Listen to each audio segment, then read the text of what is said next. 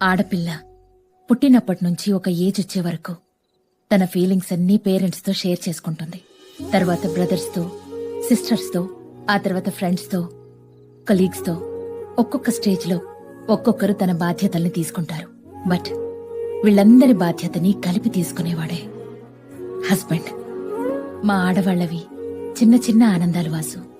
గంటలు కష్టపడి వంట చేసి బావుంది అని భర్త ఒక చిన్న మాట అంటే చాలు, ఆ కష్టాన్ని మర్చిపోతాం. భర్త దగ్గరుండి ఏదైనా కొనిస్తే ఎంత సంతోషపడతామో తెలుసా? ఆయన షాప్కొచ్చి నాకు ఈ చీర సెలెక్ట్ చేసినప్పుడు నేనెంతో ఆనందపడ్డాను.